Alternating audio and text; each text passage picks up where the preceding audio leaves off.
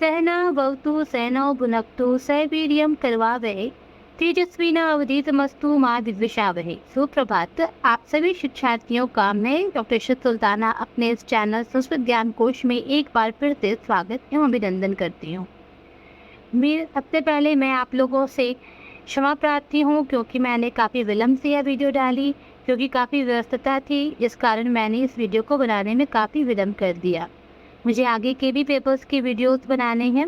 आशा करती हूँ कि मैं समय पर वो सारे वीडियोस अपलोड कर सकूँ।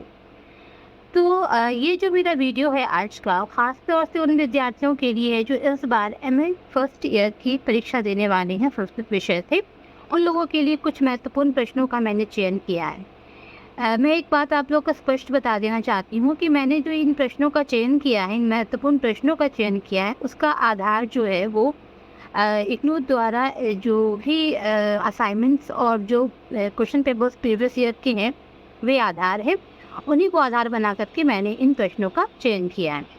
तो हम यह देखते हैं कि जो आप लोगों की परीक्षा जो कि फर्स्ट डे आप लोगों की MSK 01 संस्कृत साहित्य शास्त्र एवं साहित्य की परीक्षा है, उसके अंतर्गत आपको 3 पुस्तकों को पढ़ना था।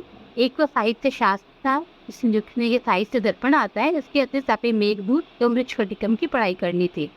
इससे रिलेटेड जो प्रश्न हैं वो इन प्रमुख प्रश्नों को मैं यहाँ बता रही हूँ। बहुत सारे ऐसी चीज़ें हैं जिनके विषय में आचार्य विश्वनाथ ने जिन जिन बातों को कहा है उनसे रिलेटेड चीज़ों की आपकी व्याख्या करनी आएगी। जैसे कि लक्षणा शक्ति के विषय में उन्होंने जो ये बातें कही है ये संस्कृत में दे रखी है, आपको इसकी व्याख्या करनी होगी और आप अंकों के आधार पर जितने अंक हों उसके आधार पर आप प्रश्नों के उत्तर दें। प्रश्न के उत्तर ना बहुत अधिक लंबे हों ताकि वे आपके समय को बहुत ज़्यादा बर्बाद कर दें, और ना ही इतने कम हो कि वो आपकी अंक की सीमा के बिल्कुल भी कम। तो ये सारे प्रश्न हैं जो आपके पहले भी आ चुके हैं असाइनमेंट्स में और प्रीवियस ईयर के क्वेश्चंस में।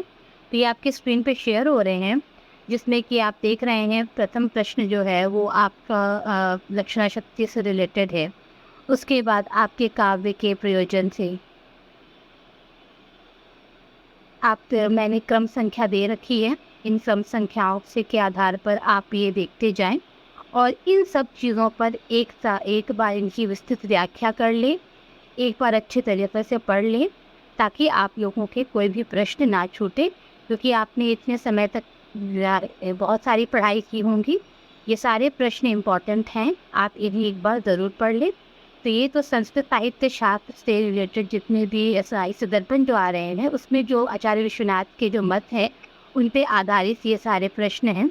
एक बार आप इसे अच्छे तरीके से देख लें। मैं फिर से इसे दोबारा से स्क्रॉल कर रही हूँ, आप इसे देख लें। मैं इसकी व्याख्या करती जाती परंतु समय काफ़ी कम है और इतने कम समय में इसकी व्याख्या कर पाना आसान नहीं है। तो ये आप लोग देखते जाएं।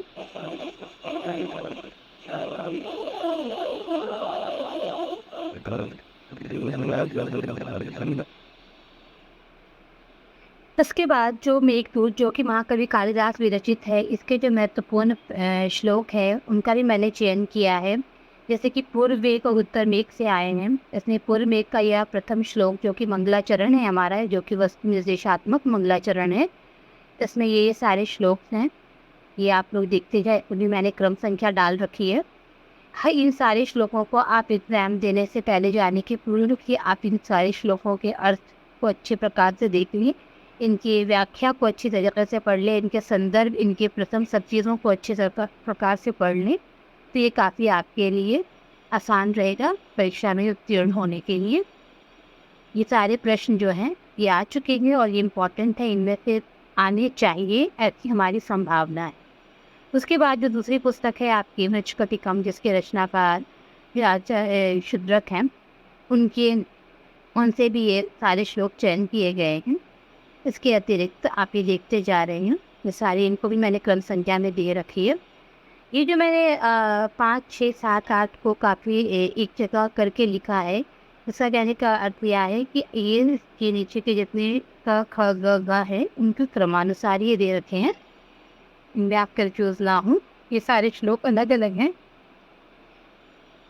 तरीके से मैंने सारे श्लोकों को एक जगह इकट्ठा किया है और आप इसे पढ़ें और कम से कम इन्हें ज़रूर देख कर के आप जाएँ, ताकि आप पहले से पढ़े हुए प्रश्न तो हों आपके पास और इनकी भी अच्छी तैयारी करके जाएँगे तो आप अच्छे नंबर से उत्तीर्ण होंगे। उसके बाद निम्नलिखित प्रश्नों के उत्तर दें। ये सारे जो प्रश्न हैं, इन प्रश्नों से भी आपके अच्छे-अच्छे मार्क्स के आप स्कोर कर सकते हैं। ये सारी चीज़ें आपके बुक्स तक से रिलेटेड हैं। जैसे कि प्रथम प्रश्न जैसे आप देख रहे हैं, उपमा कालिदास स्तुति की विस्तृत व्याख्या करें।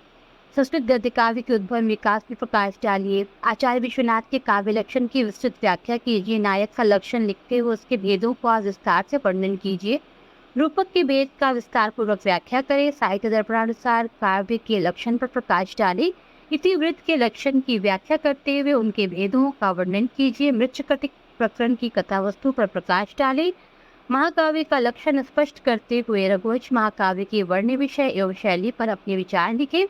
साहित्य दर्पणानुसार श्रृंगार रस को परिभाषित करते हुए उनके भेदों भेद पर प्रकाश डालिए। आचार्य विश्वनाथ के अनुसार मुक्त संधि लक्षण उद्धृत करते हुए उसके अंगों को स्पष्ट करें। मेघदूत के विषय वस्तु पर प्रकाश डालें। खंड काव्य के इतिहास का वर्णन करते हुए खंड काव्य के लक्षणों को विस्तार से स्पष्ट करें। साहित्य दर्पण के अनुसार काव्य के प्रयोजन की विस्तृत व्याख्या करें।